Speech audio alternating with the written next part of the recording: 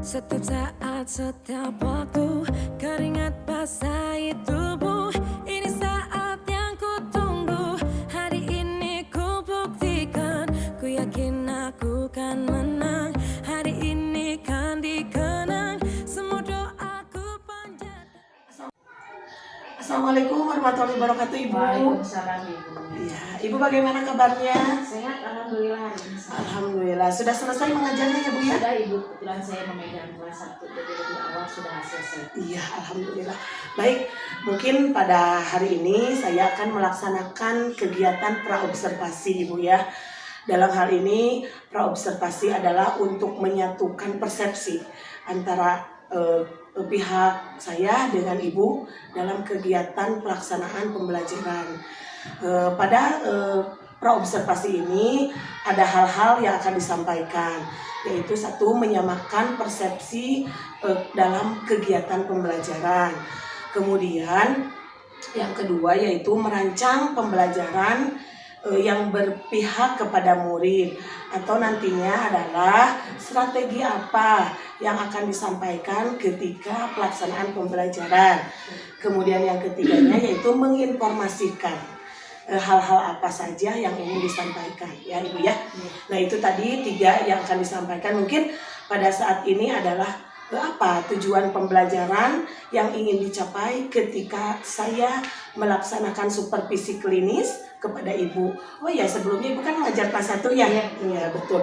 Jadi nanti di kelas 1 tujuan pembelajaran apa yang akan disampaikan ketika saya melaksanakan supervisi klinis. Terima kasih, Ibu.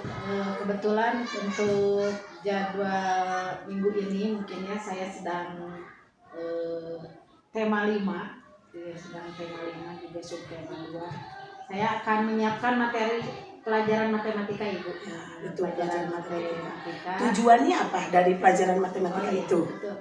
Tujuannya mungkin di sini tujuan pembelajaran yang ingin dicapai kepada siswa. Yang ingin dicapai kepada siswa dapat menghitung mundur dari angka 1 sampai 40. Kemudian juga nanti siswa juga dapat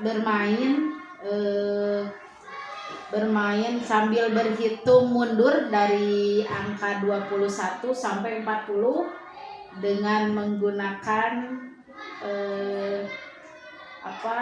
media mungkin Bu ya. Betul, jadi kesimpulannya tujuan pembelajarannya yaitu bahwa siswa itu dapat mengetahui hitungan mundur 1 sampai dengan 40. Yang keduanya dapat mempraktikkan garis bilangan dari hitungan 1 sampai 40 itu. Dari angka 21 sampai 40. Dari angka 21 sampai 40. Nah, itu berarti tujuannya ya bahwa siswa itu dapat mengetahui cara menghitung mundur. Lalu bagaimana strategi atau langkah-langkah yang akan dilaksanakan oleh Ibu untuk mencapai tujuan pembelajaran itu? Mungkin yang pertama Ibu, saya akan menyiapkan dulu materi tadi pelajaran matematika yang kemudian akan dituangkan dalam RPP.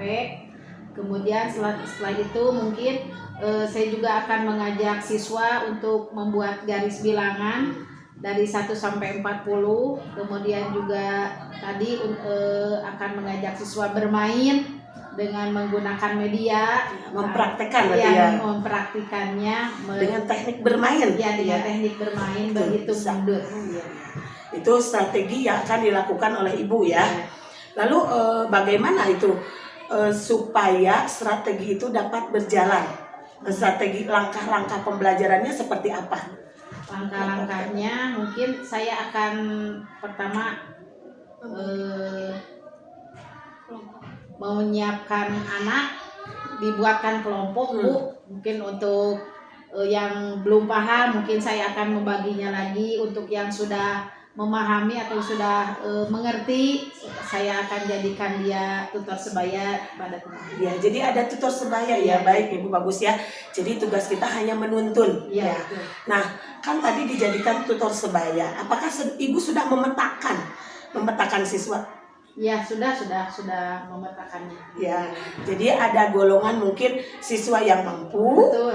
maka dijadikan sebagai tutor sebaya. sebaya. Nah, apabila siswa yang kurang mampu, maka apa yang akan Ibu lakukan? Untuk yang belum mampu mungkin saya akan bimbing Ya. sendiri langsung kepada anak tersebut dan mungkin akan lebih intensif lagi Ibu untuk mengajarkannya. Ya, lebih intensif supaya. Nah, bagaimana cara Ibu untuk anak itu nantinya bisa fokus terhadap materi yang disiapkan dan strategi yang sudah disiapkan oleh Ibu? Caranya mungkin seperti tadi Bu ya, saya dibuatkan kelompok, kemudian supaya anak juga tidak jenuh, saya akan dengan cara ada teknik bermainnya itu seperti Ya, tadi. bagus ya. Jadi supaya anak tidak jenuh juga Ibu menambahkan teknik-teknik bermain, Ya, betul Ibu ya. Jadi anak itu merasa nyaman. Ya, betul. Dan juga mungkin nanti yang perlu dicatat oleh Ibu pada saat nanti pelaksanaan supervisi klinis, Ibu juga santai saja ya. Jadi tidak perlu Takutnya saya tegang Ibu. tidak perlu tegang juga. Jadi sok anggap saja nanti pembelajaran seperti biasa gitu ya. Dan pokoknya pembelajarannya itu berpihak kepada murid. Nah, kan kita sudah memiliki strategi nih Bu ya, udah menyiapkan supaya anak itu fokus, nah sudah disiapkan.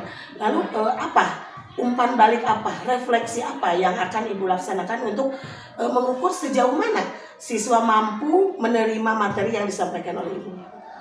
Mungkin Ibu, saya akan menyiapkan beberapa pertanyaan secara lisan maupun tulisan. Adapun mungkin untuk tulisan, saya akan membuat pertanyaan atau soal-soal pertanyaan dalam bentuk LKPD ya. yang nanti akan dibagikan kepada setiap kelompok Oh, atau iya. mungkin juga setiap siswa. Baik. Itu memungkinkan waktunya. Nah, itu berarti itu adalah salah satu jenis refleksi atau umpan balik yang akan diberikan kepada siswa untuk mengukur ya, mengukur sejauh mana pembelajaran itu dapat tercapai. Nah, itu kan tadi kata Ibu refleksinya secara kelompok diberikan LKPD. Betul. Lalu bagaimana refleksi terhadap individu? Nanti umpan baliknya. Untuk secara individu mungkin saya juga akan secara lisan Bu. Lisan, Bertanya secara lisan karena mungkin untuk efektif waktu, jadi tidak kebetulan ada beberapa siswa yang belum belajar membaca, hanya 1-2 aja gitu. Jadi saya secara lisan dulu. Kemudian juga akan memberikan tugas secara individu dengan memberikan tugas PR. ya, tugas PR ya nanti diberikan sebagai bentuk refleksi individu. Ya, betul. Baik Ibu, nah itu tadi kan rancangan Ibu sudah buat. Ya. Strateginya bagaimana untuk supaya kita itu mengajar berpihak kepada murid, anak merasa nyaman ya Bu ya. Lalu dukungan apa nih yang dapat Ibu laksanakan? Dukungan dari mana saja supaya kegiatan supervisi klinis nanti dapat berjalan dengan lancar? Yang pertama mungkin itu yang paling pokok ya Bu ya, saya harus menyiapkan sebaik mungkin materi yang akan saya sampaikan supaya dapat dipahami oleh siswa, dari siswa juga. Kemudian yang kedua juga saya meminta dukungan kepada orang tua karena mungkin ada media yang harus dibawa dari rumah seperti tadi untuk permainan.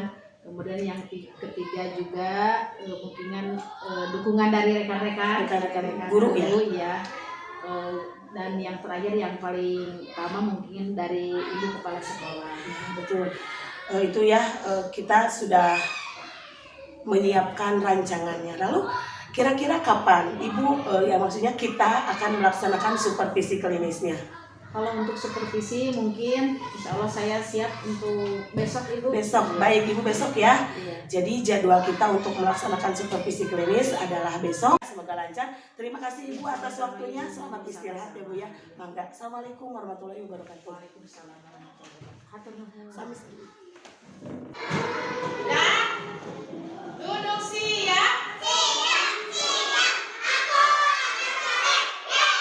Assalamualaikum warahmatullahi wabarakatuh. Apa kabar semuanya?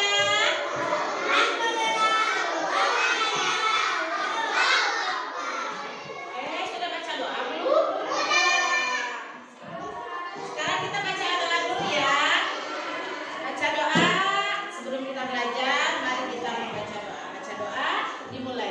A'udzubillahi minasyaitonirrajim.